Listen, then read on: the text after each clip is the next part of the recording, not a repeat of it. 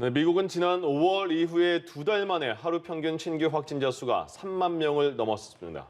독립기념일 연휴 여파에 델타 변이까지 더해져 확산세가 뚜렷해지면서 마스크 지침을 다시 강화해야 한다는 목소리는 점점 커지고 있습니다.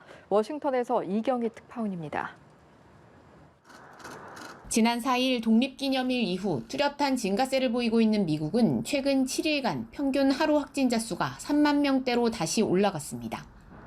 지난 5월 이후 2달 만으로 2주 사이 2배 이상 늘었습니다.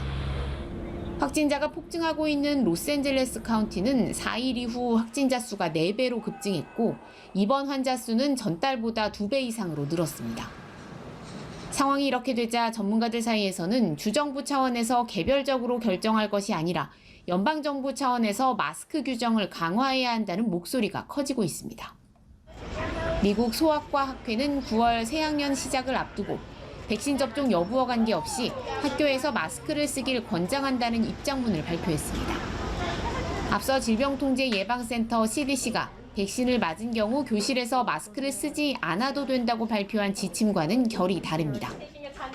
학회는 상당수 학생이 아직 백신 접종 자격이 안 되고 백신 미접종자만 마스크를 쓰도록 감시하기 어렵다는 점을 이유로 들었습니다. 보편적 마스크 착용이 학생들에게 일관된 메시지를 전달하는 데 가장 효율적인 전략이라고도 덧붙였습니다.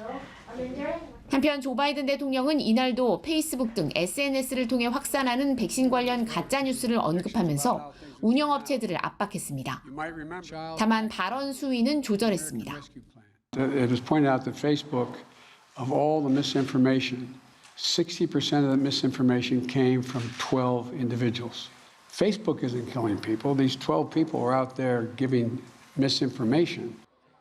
바이든 대통령의 언급은 디지털 증오에 대처하기 위한 비영리 센터 CCDH의 자료를 인용한 것으로 지난 3월 해당 단체는 12명이 백신 거짓 정보의 65%를 퍼뜨린다며 명단을 공개했습니다. 접종률이 좀처럼 오르지 않는 상황에서 백신 거부감을 줄이기 위해선 지금이라도 가짜뉴스를 적극적으로 차단해야 한다고 판단한 것으로 풀이됩니다. 워싱턴에서 연합뉴스TV 이경입니다.